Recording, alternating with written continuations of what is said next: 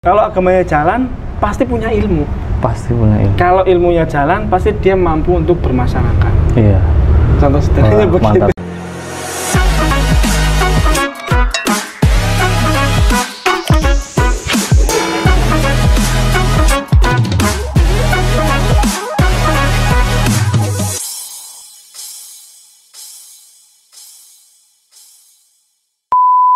Selamat datang di ITBMP Podcast. Episode kali ini kita akan berbincang dengan Ketua LPPI ITBMP Purbalingga. Ini ada Mas ya, apa Pak ini? Bapak aja. Ya. Ada Bapak Istiqlal Yulfanani, SPD MPD. Ini kalau di kampus ITBMP ini dikenal dengan Ustadz Istiq. Ya. Assalamualaikum Ustaz. Waalaikumsalam warahmatullahi wabarakatuh. Sehat selalu ini ya. Alhamdulillah sehat. Ya, alhamdulillah. Kalau dari roman-romannya ini sedang fresh sekali ini. Ya, kebetulan ada sesuatu hal yang baru dalam keluarga, jadi masih terbawa suasana yang happy. Alhamdulillah, luar biasa. Nah, sebagai kampus baru juga ini, LPPI juga memainkan peran yang sangat hebat ini. Karena kita itu mungkin tidak terlalu akrab dengan LPPI dan peran-perannya ini. Nah, ini mungkin bisa diceritakan ini ke teman-teman ngobrol yang ada di luar sana ini, yang mungkin sedang kepo dengan konten kita ini. Apa sih LPPI ITBMP ini? Oke. Jadi pengenalan pertama, kalau mungkin di perguruan tinggi yang notabene dalam tanda kutip negeri, tidak ada itu lembaga keislaman. Wah.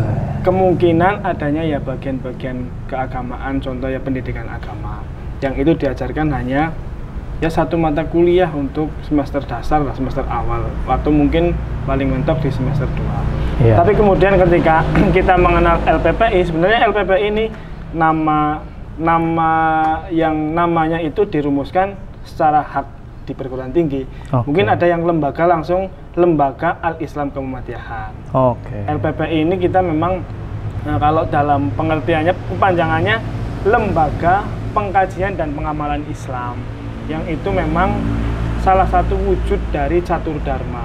Okay. Kalau perguruan tinggi negeri itu mengenalnya Tridharma. Tridharma. Kalau PTMA, perguruan tinggi Muhammadiyah dan Aisyah, mengenalnya Catur Dharma. Nah, Catur Dharmanya ini yang keempat adalah Al-Islam dan Kemuhammadiyah. Mungkin itu pengenalan awal kalau lembaga pengkajian dan pengamalan Islam di ITBMP. Nah, ini cakupannya seperti apa nih ruang geraknya LPPI di ITBMP khususnya? Kalau berbicara cakupan, sebenarnya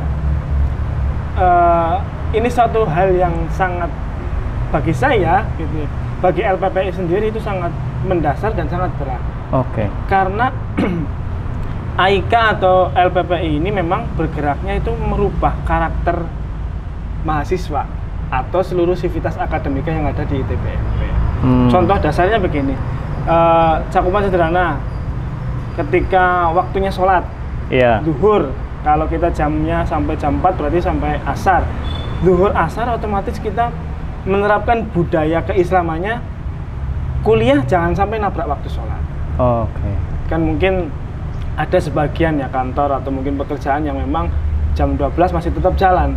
Tapi kalau di LPPI atau apalagi di TBMP, kita 5 menit sampai 10 menit harus sudah berhenti dulu, lalu kemudian kita beribadah sholat. Contoh sederhana itu. Terus kemudian selalu diingatkan melalui media sosial seperti Instagram, website dan lain sebagainya. Contoh-contoh hari-hari besar. Lalu kemudian kegiatan-kegiatan yang sifatnya kajian, ya untuk dosen, untuk tenaga pendidikan, untuk mahasiswa itu sendiri, bahkan sampai ke masyarakat umum.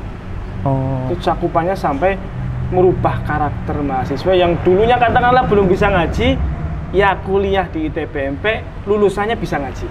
Paling dasar seperti itu. Ada ini salah satu program kerja juga di LPPI bahwa tes kemampuan baca Al-Quran itu yang sudah kita implementasikan kepada mahasiswa. Kita jadi mengerti nih, ada beberapa mahasiswa yang memang ketika diajak untuk mengikuti tes, ada yang dalam tanda kutip malu, bahkan nggak berani gitu. Tapi di lain sisi ada mahasiswa yang memang betul-betul nggak bisa meminta, akhirnya saya meminta Pak dites bacaan Quran saya. Ini sebagai salah satu contoh bahwa mahasiswa ketika sudah masuk di ITPMP, mahasiswa sudah bergerak hatinya untuk memperbaiki diri menjadi orang yang katakanlah dulunya nggak bisa baca Quran, bisa baca Quran. Dulu sholatnya masih keteteran, sekarang bisa agak tertib, katakanlah begitu. Oke. Nah sebenarnya goal-goalnya apa kalau terkait dengan beberapa program-program LPPI ini? Sebenarnya goalnya seperti apa? Output mungkin ya, Pak? Ya. Kalau berbicara goal berarti kalau kita di bawah Muhammadiyah otomatis menjadi kader inti. Kader inti berarti kan dia yang mampu menjadi katakanlah pelopor. Yeah. Lalu kemudian penyempurna amanah. Ya amanah Muhammadiyah, contoh sederhananya tujuannya Muhammadiyah ya menegakkan ajaran Islam sehingga terwujudnya masyarakat Islam yang sebenar-benarnya, begitu, menghilangkan katakanlah mahasiswa setelah lulus, dosen yang ada di ITPMP, tenaga kependidikan yang ada di ITPMP ketika menyebar luas di masyarakat berani membasmi TBC itu yang biasa digaungkan di Muhammadiyah, tahayul, bid'ah, lalu kemudian khurafat itu dihilangkan. Ya sederhana lah, katakanlah masyarakat sekitar Purbalingga kan masih ada beberapa yang dalam tanda kutip percaya dengan TBC itu. Nah goalnya setelah lulus ataupun orang yang sedang bekerja di TPMP menjadi dosen, menjadi tendik tenaga kependidikan, ya goalnya bisa menjadi kader inti, kader penggerak. Mantap ya. Ini memang lumayan berat juga, ini benar-benar mendasar. Karena serangannya adalah moral begitu, Iya. moral dan etika. Kalau akhlak ya memang ketika udah masuk ITPMP kan kita, wah ITPMP kok mahasiswanya dalam tanda kutip pacaran. Ya. Nah itu kan hal yang berbenturan dengan AIKA begitu. Kita sebagai lembaga pengkajian dan pengamalan Islam di ITPMP kan kita jadi tertampar begitu. Oh mahasiswanya sendiri sampai pacaran, katakanlah seperti itu. Nah, ini mendasar sekali begitu. Wah. Nah terus bagaimana upaya LPPI menghadapi hal-hal semacam itu? Kan lumayan berat, ini harus apa ya, luas tapi juga kuat gitu kan? Iya. Ya karena kita ya dalam merujuknya pasti kepada Muhammadiyah. Kalau di dalam Muhammadiyah itu ada salah satu metode yang memang cukup mendasar tapi tidak semua orang mau. Katakanlah kalau di ranting Muhammadiyah, cabang Muhammadiyah itu pasti ada pengajian. Pasti memiliki musola dan setiap minggu harus ada pengajian. Setelah ada pengajian ada gerakan, istilahnya di Muhammadiyah itu gerakan jamaah, dakwah jamaah.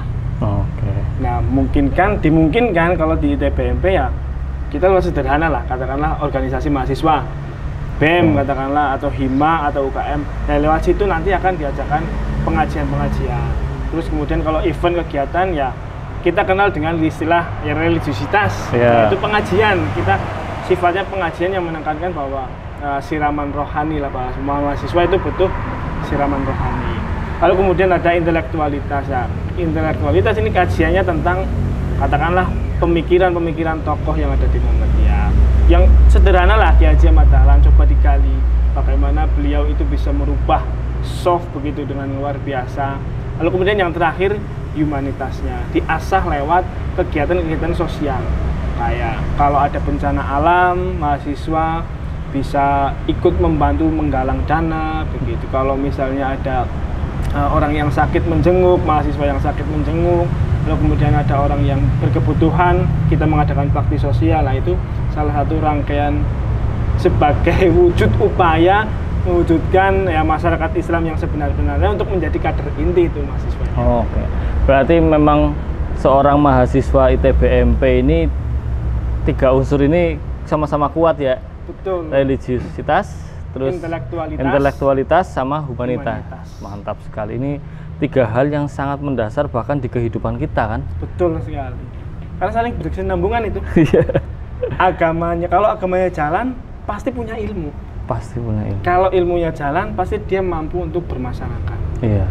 Contoh sederhananya begitu. Mantap sekali, ini akan jadi nilai lebih seorang mahasiswa ITBMP, bahkan lulusan ITBMP di masa depan. Insya Allah ya, mudah-mudahan bisa terwujud.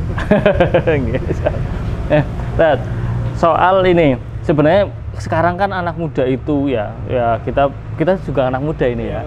Ini kan menghadapi tantangan yang tidak sederhana ya. Banyak hal, pengembangan teknologi, keilmuan, pergaulan dan sejenisnya. Nah, kalau LPPI sendiri melihat tantangannya sebenarnya anak muda di Purbalingga bahkan gitu ya, meskipun kita bukan kota yang gemerlap di kota-kota besar sana, tapi kita juga punya tantangan nih sebenarnya. Seperti apa tadi? Kalau kemarin kita diskusi dengan mahasiswa itu ada pendidikan sosial. Pendidikan sosial. Ternyata di Purbalingga itu rata-rata pemudanya memang bekerja. Oke. Nah, ini menjadi salah satu faktor penting tantangan juga ya, ketika tantangannya bukan hanya mata kuliah agama katakanlah ya, tapi seluruh elemen yang ada di ITB itu menjadi tantangan karena lulusan SMA atau pemuda itu dalam tanda kutip tidak tertarik dengan pendidikan begitu. Oke. Itu menjadi tantangan sederhana. Nah, solusi alternatifnya adalah bagaimana caranya mahasiswa itu membuat kajian atau seminar sederhana lah. Penting kuliah apa bekerja sih? Oke. Setelah kuliah bisa naik jabatan apa enggak sih? Katakanlah kajian-kajian sederhana yang itu bisa menggugah pemikiran dari pemuda-pemuda di Purbalingga. Jadi kalau tantangannya pemuda sulit untuk mengarahkan ke pendidikan, maka cobalah alternatifnya kita mengisi mereka itu yang sulit untuk kuliah, katakanlah sulit untuk menempuh perjalanan pendidikan tinggi lagi begitu, coba diraihnya lewat seminar-seminar. Atau mungkin zaman sekarang kan orang pada bisa itu membuat media-media sosial seperti TikTok begitu ya, Instagram, feed begitu, kronologi dan lain sebagainya, FB begitu kan bisa diisi dengan video-video yang mengajak untuk ayo masyarakat Purbalingga, ayo pemuda Purbalingga kita menempuh pendidikan yang lebih tinggi. Tidak ada, kalau dalam istilah Islamnya tidak ada ruginya orang belajar. Bisa berguna pada saat itu juga, bisa berguna untuk masa depan. Oke. Nah, memangnya mungkin jadi pertanyaan di teman ngobrol itu, loh memangnya apa masalahnya saat saya kemudian memilih bekerja dibandingkan kuliah gitu? Oke.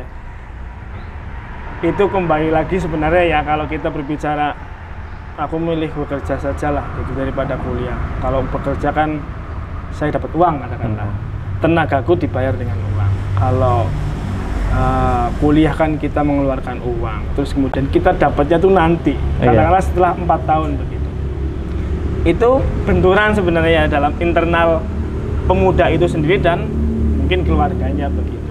Tapi kan ketika kita bisa memilah katakanlah kuliah, lalu kemudian bisa bekerja, ya mungkin ITBMP bisa menjadi solusi itu. Oh ya, karena kita punya kuliah sambil bekerja kan di kelas karyawan. Betul ya, karena memang masih muda, semangatnya masih pengen belajar, katakanlah gitu ya. Ada pemuda yang masih semangat untuk belajar tapi kebentur dengan masalah ekonomi, katakanlah harus dituntut untuk bekerja. Nah, ITBMP mungkin menjadi salah satu alternatif kuliah bagi masyarakat Purbalingga sendiri yang kuliahnya itu bisa kuliah sambil bekerja. Nah, Ustadz Istik ini biar ngobrolnya tambah asik, nikmati dulu. Oke, terima kasih. Ini kasih. namanya kopi ITBMP. Alhamdulillah, seger-seger nih. Iya, teman ngobrol asik saat podcast. Hanya muncul saat podcast. Oke, jangan lupa bismillah dulu. Ya, bismillahirrahmanirrahim. Nah, ini tadi mungkin belum tersampaikan ini soal sebenarnya tantangan kita saat tadi udah jelas itu banyak anak muda yang memilih untuk bekerja dibandingkan kuliah. Mungkin juga karena dulu kita nggak punya kampus ya, sekarang kampus makin banyak nih sampai ke Purbalingga gitu, dan sekarang bahkan punya ITBMP. Sebenarnya dampaknya ada nggak sih kalau dalam konteks kajian keislaman saat kebanyakan kok yang kuliah itu malah nggak terlalu bersemangat atau bahkan memilih jalur yang lain untuk kehidupannya dia? Oke, kalau berbicara dampak jelas berbeda. Katakanlah kita sebagai lulusan SMA katakanlah ya, atau yang lulusan S1 ketika dibutuhkan di masyarakat, anak saya ini butuh belajar ngaji katakanlah. Iya. Otomatis yang dipilih adalah yang lulusan S1. Karena lebih tinggi pendidikan, bahwa pendidikan pendidikan yang lebih tinggi akan lebih dipilih oleh masyarakat untuk ini ya, untuk kegunaannya orang itu setelah menempuh setelah lulus S1. Jadi katakanlah di lain situ ya, di lain orang bisa mengabdikan diri lewat ya dipakai di masyarakat ketika ada masjid kosong, katakanlah begitu. Ketika masjid kosong lalu kemudian butuh imam, ada yang lulusan SMA sama bacaannya bagus, ada yang lulusan S1 bacaannya juga bagus, mesti akan lebih memilih yang S1. Pertama itu. Terus kemudian yang kedua, orang yang berpendidikan itu tidak banyak omong dan selalu berusaha untuk lebih dahulu membaca daripada berkomentar. Oke. Kalau meminjam kata-katanya, dulu saya pernah diajar oleh dosen dari kampus negeri lah di Yogyakarta, bahwa kritik itu atau kritis itu adalah kita yang sebagai menerima omongan, kita terima dan tidak juga menolak. Oke. Itu disampaikan ketika forum lagi belajar di metode penelitian atau apa begitu, saya lupa kajiannya. Tapi kemudian dari situ kita menganggap bahwa ketika orang yang berpendidikan bahwa ada argumentasi apa begitu dalam negatif katakanlah ataupun positif, itu bisa oleh seorang yang berpendidikan itu bisa diterima dulu begitu. Ya. Tidak langsung ditolak mentah-mentah. Tidak langsung defend kemudian menyerang balik gitu ya. Iya, akhirnya betul. menjadi perdebatan yang tidak perlu ya. Iya betul, seperti itu memang. Nah S1 itu ketika sudah lulus menjadi S1 nggak ada kata-kata yang kemudian saya nggak bisa nih bidang ini, karena sejatinya ketika sudah lulus S1 apalagi sudah lulus S2 itu nggak ada kata-kata saya nggak bisa ini di bidang ini. Jadi istilahnya itu ada multidisipliner. Oke. Jadi segala macam bidang ilmu itu harus memang dikuasai karena saling berkaitan.